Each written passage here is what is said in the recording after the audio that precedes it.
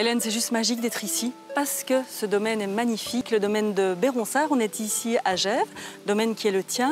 On est sur un jardin d'une superficie de combien? Presque 7 hectares. Un jardin qui existe depuis les années 70. Oui, en effet, il a été créé à l'époque par Jacques Wirtz, que les passionnés connaissent bien. Qui était connu à l'époque, Oui. et encore connu maintenant d'ailleurs. Alors on a un peu de tout, hein, des plans d'eau, des petits endroits pour se ressourcer. Ça a beaucoup évolué, vous y travaillez beaucoup et en plus de manière mécanique parce qu'il n'y a pas de pesticides. Hein. Non, aucun pesticide, donc on travaille avec des chalumeaux, des machines et on n'oublie surtout pas qu'on est à la campagne et on veut garder ce côté naturel que vous voyez. Et qui est juste magnifique. Merci.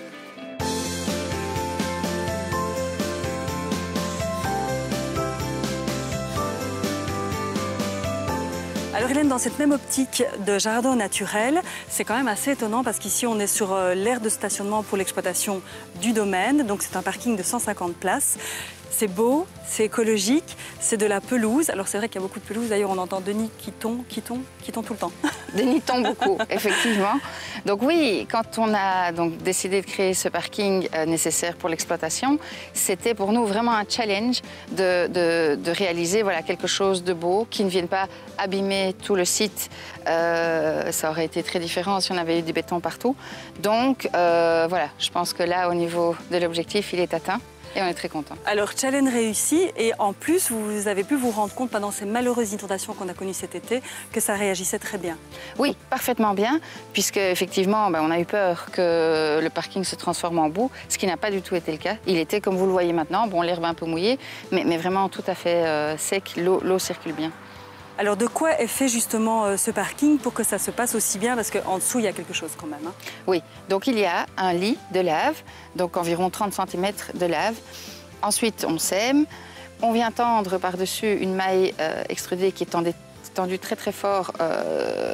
Et quand la pelouse en fait, pousse, les racines et la maille ne forment plus qu'un. Et donc voilà, ça donne ce résultat. À quoi sert la lave? Alors la lave sert à filtrer.